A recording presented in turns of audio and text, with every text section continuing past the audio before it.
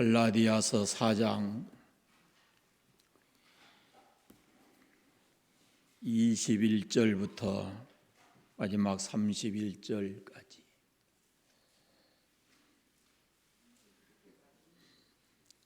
갈라디아서 4장 21절부터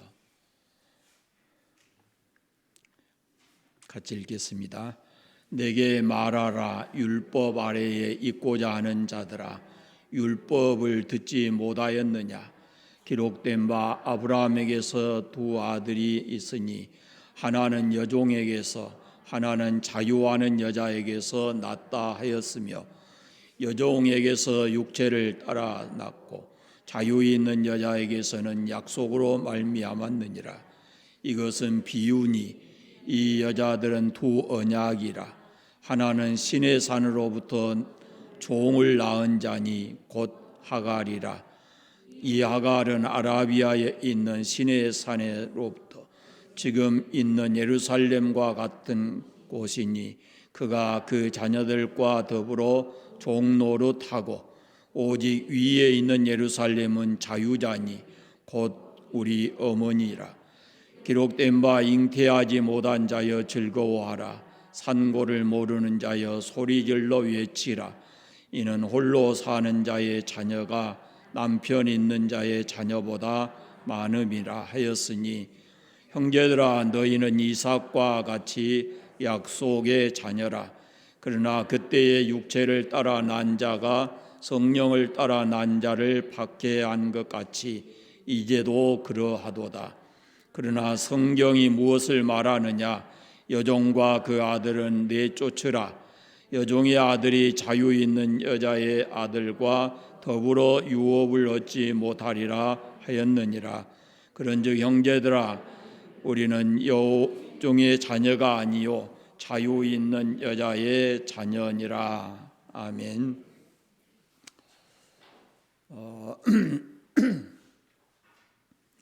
영국의 요한 예슬레 목사님의 설교 가운데 이 Almost Christian이라는 제목의 설교가 있습니다. Almost Christian, 이것은 거의 그리스도 기독교인 그런 뜻입니다. 거의라는 말이 참 좋게 쓰여질 때도 있지만 이 거의 기독교인 그럴 때는 그 거의라는 말이 좀 부정적 의미를 가지고 있습니다.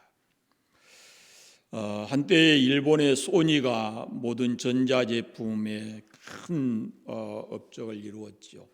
1900 거의 2000년대에 가깝게 그때만 해도 다 손에 들고 다니는 녹음기, 이것이 다 소니 제품이 많았었죠.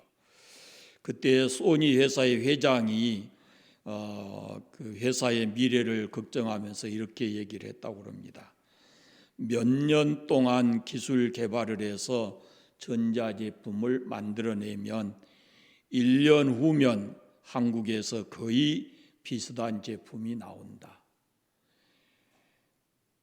그러더니 이제는 점점 그 시간이 단축이 돼서 6개월 후면, 3개월 후면, 그리고 이제는 한 달 만에 거의 유사한 제품이 나온다. 이렇게 걱정을 했다고 합니다. 이 거의라는 말은 비슷한 그런 뜻입니다. 완벽하지 않다라는 뜻이에요. 그러니까 설교 제목을 Almost Christian이라고 했을 때는 그 그리스도인은 그렇게 되면 안 된다는 의미가 있어요. 그러면 그리스도인은 어떤 그리스도인이야 되냐 그러면은 퍼펙트 크리스찬이 돼야 돼요. 완전한 크리스찬. 이것을 요한 예슬레 목사님이 설교하고 싶은 거예요. 자, 우리가 갈라디아서를 보는데 유대인들이 예수님을 믿고 나서 예수 그리스도의 복음을 전하고 감동하기도 하고 기쁨으로 그 복음을 받아들였어요. 그런데 그 중에 어떤 사람이 예수 그리스도께서 완성하신 그 복음을 절대 신뢰하지 못하고 과거에 그들이 유대인으로 살았던 그 과거의 삶, 율법에서 온전히 벗어나지 못했다라는 겁니다. 율법의 틀을 완전히 벗어나야 그래야 그리스도인으로서 자유함을 누리고 살아갈 수 있는데, 다시 예수의 복음을 믿는다고 하면서도 율법을 벗어나지 못한 그런 그리스도인들이 있었다라는 겁니다. 바울이 갈라디아 교회에 주 예수의 복음을 전해서 그 교회가 세워졌는데, 어느 순간인가 그 갈라디아 교회가 율법주의자들에 의해서 이렇게 기우뚱 흔들린단 말이죠. 그래서 이 사람들을 향해서 사도 바울은 이렇게 말합니다. 오늘 본문에 보면, 내게 말하라, 율법 아래에 있고자 하는 자들아. 율법 아래에 있고자 하는 자들아, 율법으로 다시 돌아가려고 하는 사람들아, 그 말이에요. 율법을 너희가 듣지 못했느냐, 그런 뜻입니다. 그들이 그처럼 잘 지킨다면서 또 그처럼 소중하게 생각했던 율법을 자세히 한번 들여다보라 라고 지금 말하고 있는 겁니다. 오늘 본문에 보면은 거의 비슷한 사람 둘이 나옵니다. 13살 차이, 이스마엘과 이삭이라는 사람입니다. 그 두 사람이 같은 것은 같은 아버지가 있어요. 그 아버지는 우리가 잘 아는 대로 믿음의 조상인 아브라함이었습니다. 하나님께서 축복의 통로로 삼은 그 아브라함, 그가 이 두 사람의 아버지입니다. 이 두 사람에게 같은 것이 많았습니다. 말씀드린 대로 아버지가 같습니다. 아마 똑같이 아버지가 같기 때문에 외모도 아마 어느 정도 비슷했을지 모르겠습니다. 그들은 아버지 때부터 내려오는 하나님께 예배하는 그런 모습도 보고 그 풍습도 아마 같이 가지고 있었을지 모르겠습니다. 그 가정만 가지고 있는 가풍이나 삶의 스타일, 이런 것도 어느 정도 비슷했을지 모릅니다. 그런데 다른 것이 있습니다. 하나는 신분이 다릅니다. 어머니가 다릅니다. 한 여인은 종이었고 한 여인은 자유자였습니다. 당시의 법에 따라서 종의 자녀로 나면 그 또한 종이입니다. 신분은 움직일 수가 없는 것입니다. 온전히 상속이 되지 않는 겁니다. 종의 자식에게는. 종은 재산일 뿐이지 그 종에게 유산을 물려주거나 하지를 않습니다. 특별한 경우를 제하고는. 그러니까 이 둘 사이에는 같은 아버지에게서 태어나서 13년 차이로 이렇게 태어나지만은 이 두 사람 사이에는 넘을 수 없는 벽이 있었습니다. 그 넘을 수 없는 벽은 어머니들로부터 만들어진 겁니다. 종의 몸에서 난 이스마엘은 종의 운명을 가지고 태어났고, 본처의 몸에서 태어난 이삭은 주인의 운명을 가지고 태어난 것입니다. 이것이 이 두 사람의 결정적 차이입니다. 그런데 아브라함의 두 아들 사이에 더 결정적인 것이 있는데, 그것은 영적인 것입니다. 이스마엘은 아브라함과 사라가 세상적이고 육체적인 방법을 따라서 상속자를 얻으려고 해서 정상적인 방법이 아니게 태어난 존재가 이스마엘입니다. 그러니까 인간이면은 누구나 할 수 있는 그런 방법을 통해서 세상에 난 겁니다. 지금도 아마 있을 수가 있죠. 본처에 자식이 없게 되면 후처를 들여서 자식을 낳는 경우가 있었으니까요. 이런 경우에 그러니까 사람이 할 수 있는 방법을 동원해 가지고 자기 몸에서 아이를 갖지 못하니까 사라가 더 이상 아들을 생산할 수 없는 나이가 되었다라는 것을 인식하고 자신의 몸을 통해서는 아브라함의 후손을 낳을 수 없다라는 것을 생각을 하죠. 그래서 이 하갈을 통해서 자식을 낳은 게 이스마엘이고, 사라가 아브라함의 아브라함의 아들을 자식을 낳을 수 없다는 것을 포기한 사라가 이 하갈의 몸을 통해서 자식을 얻는 것이거든요. 그래서 그것을 남편에게 제안을 했고 남편이 그걸 받아들여서 그 낳은 자식이 이스마엘입니다. 그럼 자신은 더 이상 자식을 생산할 능력이 없으니까 몸종인 하갈을 통해서 자식을 얻자 이렇게 된 겁니다. 그래서 태어난 자식이 이스마엘입니다. 그러나 이삭은 하나님의 약속에 따라서 태어난 자입니다. 인간적인 능력이나 가능성이 전혀 배제된 상태에서 순전히 하나님의 약속과 하나님의 능력의 은총으로 태어났었습니다. 이스마엘을 낳고 10여 년이 흘렀는데 그때 아브라함의 나이가 100살이고 사라의 나이가 90이 되었을 때 약속의 아들인 이삭이 태어나게 되었습니다. 이미 양쪽 다 자식을 낳을 수 있는 나이를 넘었습니다. 이미 한계 자식을 낳을 수 없는 나이였다라는 겁니다. 그런데 자식을 낳았습니다. 그러기에 이 아들은 하나님의 약속의 결과이고 하나님이 특별한 은총을 입어서 이 땅에 태어난 사람입니다.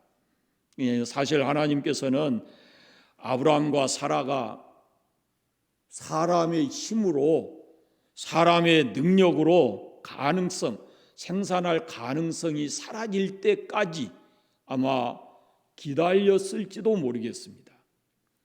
그에게 자식을 약속한 것은 75인데 그로부터 25년이 지나서 그때서야 이 아들을 하나님께서 주신 거예요.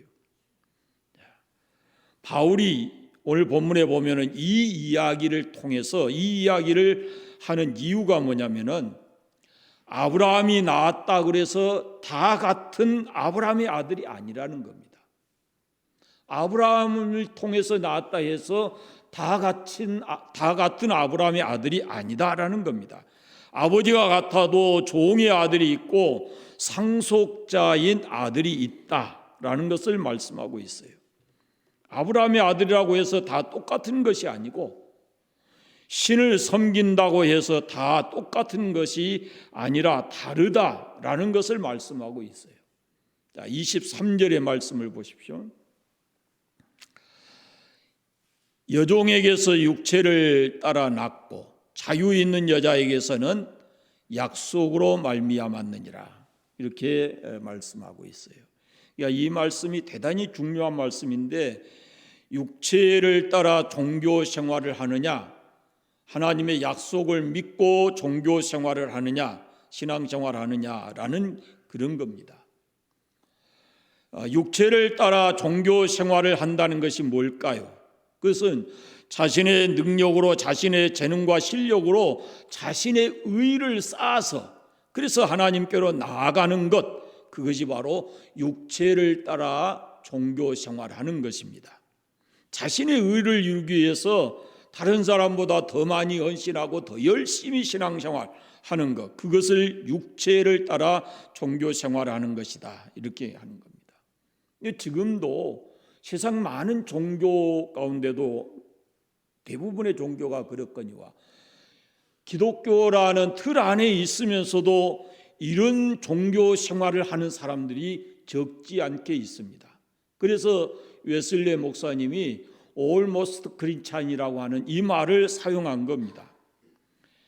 그러나 약속에 따라서 하나님을 믿는 생활은 이와 다릅니다. 내 의지, 내 힘 이것을 가지고는 하나님을 기쁘시게 할 수 없다라는 것을 압니다. 나는 죄인이고 내가 아무리 노력해도 하나님 앞에 참으로 온전하게 설 수 없는 연약한 자다라는 것을 인정합니다. 그리고 하나님의 약속, 하나님이 제시하신 그 약속, 그 십자가의 공로를 믿고 의지하는 겁니다. 내 힘이 아니라 성령의 능력으로 하나님이 주시는 그 십자가의 도를 받아들이고 그 은혜 안에서 살아가는 겁니다.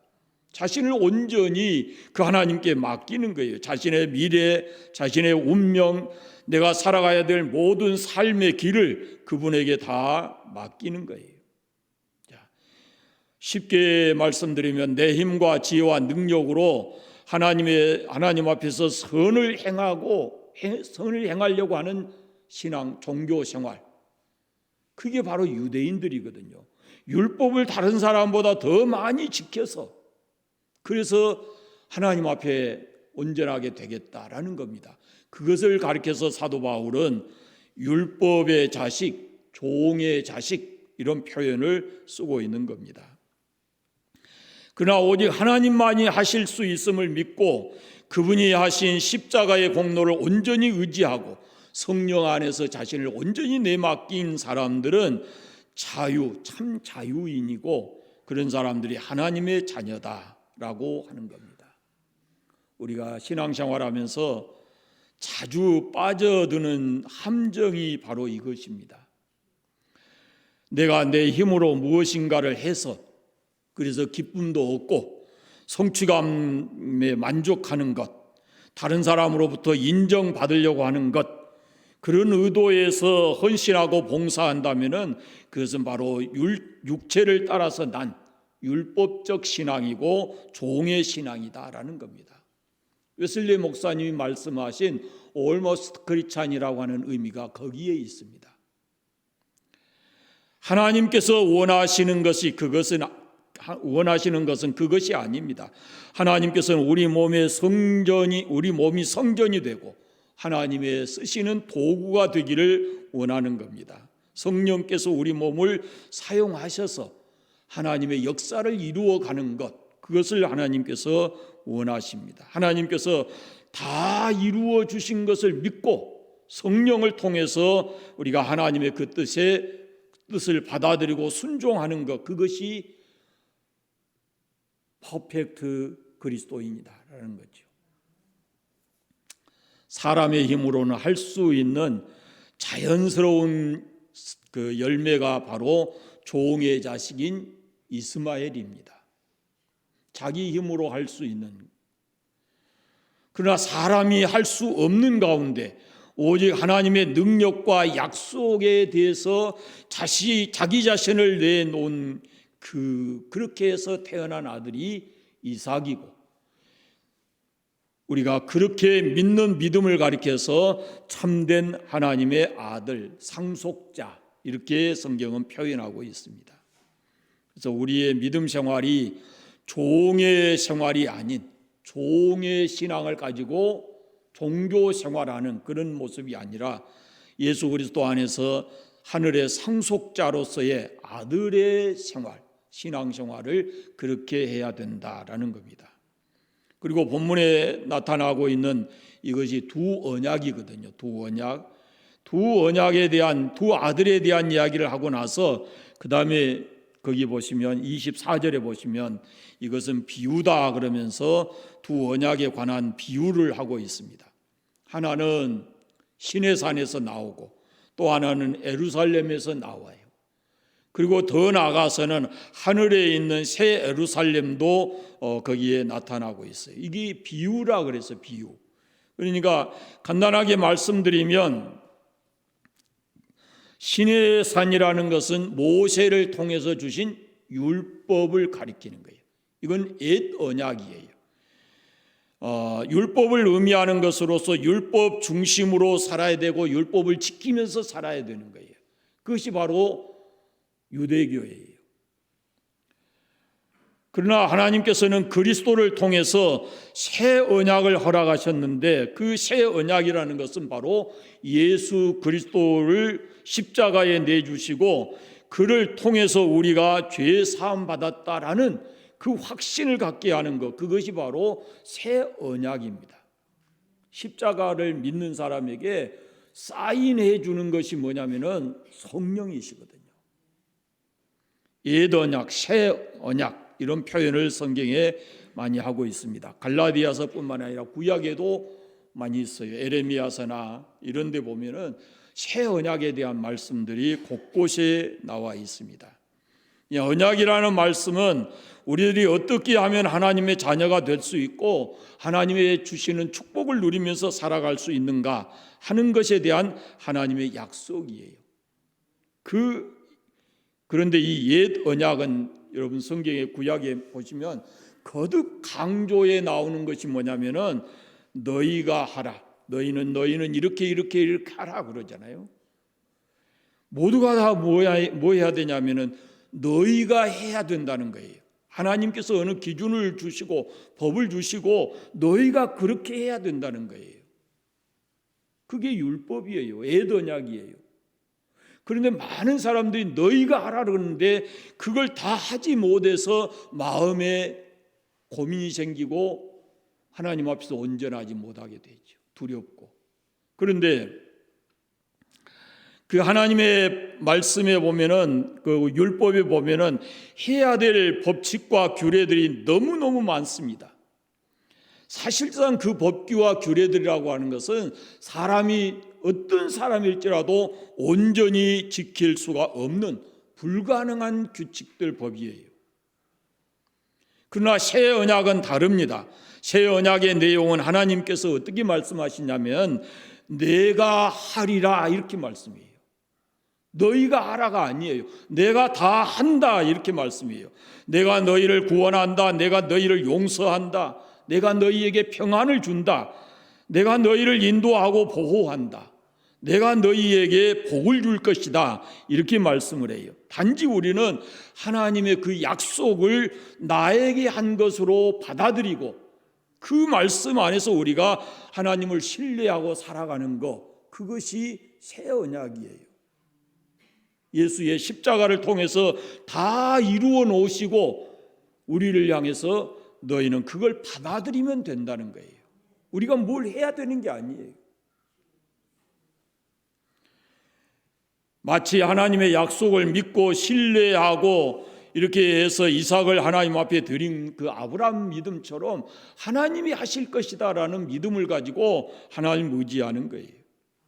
우리에게 필요한 것은 약속하신 하나님을 믿는 겁니다. 약속하신 하나님이 우리에게 하신 약속을 그대로 믿고 받아들이는 거예요. 그것이 우리의 믿음입니다. 믿음의 세계에서는 인간적인 지혜나 능력이 필요하지 않습니다. 어차피 인간의 능력으로 사는 세계가 아닙니다. 신앙이라는 것은 영적인 것에는 인간의 지식이나 능력으로 살아가는 게 아니에요. 신앙은 사람의 지혜가 아니고 하나님이 주시는 지혜와 성령의 능력으로 우리가 살아가게 되는 겁니다. 자, 이삭은 아브라함의 인간적 지혜와 능력으로 태어난 아들이 아닙니다. 내 능력, 내 땀의 수고와 희생으로 나타난 열매는 이삭이 아니라 이스마엘이에요. 그런데 우리가 늘 이 함정에 빠지는 거예요. 내가 무엇을 해야 된다, 이런 생각을 가지고 신앙생활을 하고 있거든요. 우리가 이 죄인이지만 우리가 구원받아서 하나님의 나라에 갈 수 있는 모든 것은 모두가 다 누가 해주셨냐면 하나님이 이미 다 해놓으셨어요. 우리는 그 하나님의 약속을 그대로 받아들이면 된다라고 하나님께서 말씀하시고 있는 거예요. 그것이 율법의 세계와 복음의 세계의 분명한 차이점입니다. 율법의 세계는 너가 이렇게 해야 된다라는 것이고, 복음의 세계는 내가 이렇게 너를 위해서 했다라고 말씀하는 거예요. 내 의지와 내 힘으로 내 결단력으로 살아가는 것은 율법주의, 육체적 신앙관이고, 하나님의 능력과 은혜 안에서 살아가는 그 삶은 바로 영적인 하나님이 기뻐하시는 그런 삶의 모습입니다. 그런데 여기 중요한 게 있어요. 이 두 아들의 운명이 어떻게 갈리는가 보세요. 이 두 아들, 바울이 마지막으로 하는 말은 이 두 아들의 운명에 관해서 말하는데, 이스마엘의 운명은 그가 쫓겨남으로 끝이 납니다. 마지막 부분에 보세요. 30절에 보시면 여종과 그 아들을 내쫓으라. 여종과 그 아들을 내쫓으라. 그는 그 다음 말씀을 보시면 자유 있는 여자의 아들과 더불어 유업을 얻지 못한다. 이삭과 같이 유업을 받지 못한다라고 말씀하고 있어요. 물론 아브라함의 씨였기 때문에 창세기에 보면은 내 쫓김을 받으면서도 하나님께서 그에게 그 어머니를 통해서 말씀하시기를 너도 아브라함의 씨니까 큰 하나님께서 민족을 이룰 수 있도록 해주시겠다라고 말씀하셔요. 그렇지만 정말 중요한 것은 영적인 복, 하나님의 자녀됨의 복, 영원하고 신령한 복을 받을 수 없다라고 말씀한 겁니다. 지금도 이건 우리 신앙에 끌어와 적용해 보면 인간의 의지나 노력이나 인간의 의로는 하나님 앞에 나아갈 수가 없고 마침내는 하나님 앞에서 쫓겨날 수밖에 없다는 거예요. 내가 무엇을 해서 하나님 나라에 가겠다 하는 것은 그것은 하나님이 용납하시는 부분이 아니라는 겁니다. 그것을 가지고는 하나님 나라에 들어갈 수가 없습니다. 이삭의 운명은 어떻습니까? 그가 핍박을 받았지만은 그는 진정으로 하늘의 복을 받게 됩니다. 상속자가 됩니다. 오늘날도 마찬가지입니다. 우리들이 아브라함의 뒤를 이은 이삭과 같이 믿음의 상속자인데 그러면은 세상을 사는 동안에 어떻습니까? 이스마엘이 이삭을 박해해요. 똑같아요. 우리가 하늘나라의 상속자로서 이 땅을 살아가지만 이스마엘과 같은 사람들로부터 우리가 핍박을 당할 수 있다라는 그런 말씀입니다. 이삭이 그러했기 때문에, 약속의 자녀인 이삭이 그랬기 때문에. 그러나 우리가 확신할 수 있는 믿음이 있는데 그것은 하늘의 상속자고 약속과 믿음에 의한 하나님 아브라함의 진정한 자녀이다라는 그런 말씀입니다. 이 축복은 약속에 의한 것입니다. 하나님이 우리에게 주시는 것은 율법 세계로 들어가려고 하는 그 생각을 버리라는 겁니다. 내가 무엇을 해서 다른 사람에게 인정받고 하나님 앞에 조금이라도 가까이 가겠다 이런 생각을 버리라는 거예요. 우리는 온전히 하나님이 이루어 놓으신 그것을 그냥 믿음으로 받아들이면 그것을 하나님께서 인정하시는 그런 신앙이 된다라는 겁니다.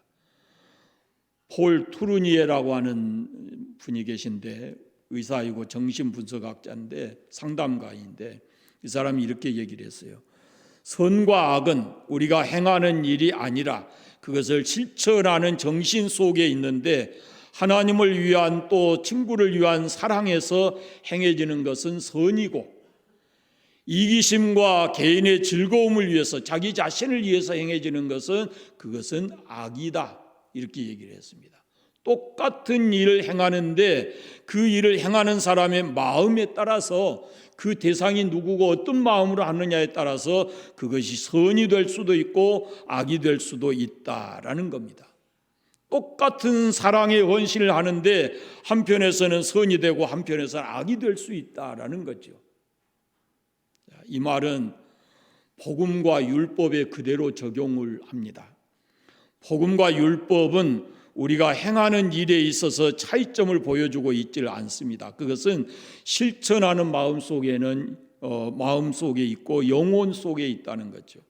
하나님의 능력으로 행하고 하나님이 모든 것을 맡기고 하나님께 모든 것을 맡기고 행하고 하나님의 영광을 위해서 우리가 이 땅을 살아간다면 그 사람은 복음의 빛 아래서 하나님의 아들, 진정한 하나님의 자녀일 것이고 나를 위해서 내 능력과 의지와 경건을 의지할 때는 그것은 약속의 아들이 아닌 종의 아들, 율법의 아들, 쫓겨날 운명의 신세가 된다라고 하는 겁니다.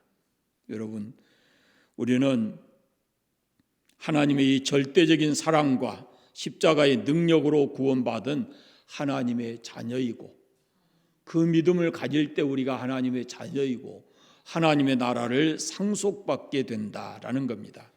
다시 율법의 세계로 네가 무엇을 하라라는 그 규칙 속에 들어가지 말고 내가 너를 위해서 다 했다.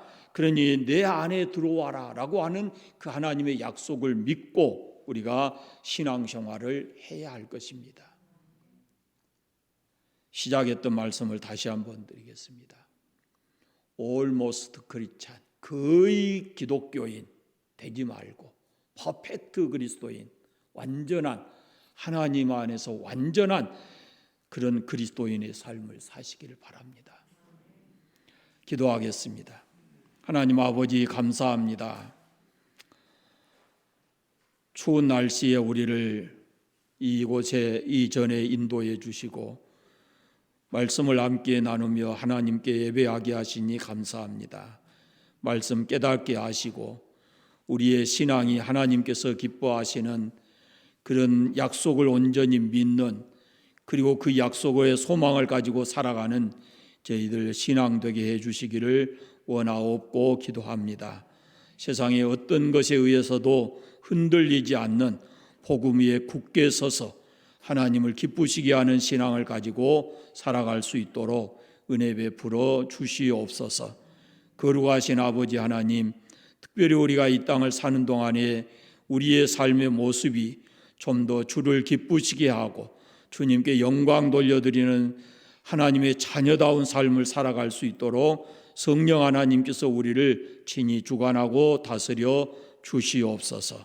아버지께서 우리의 삶의 현장에 언제나 함께 계시고 우리를 통해서 주의 영광을 드러내 주시옵소서.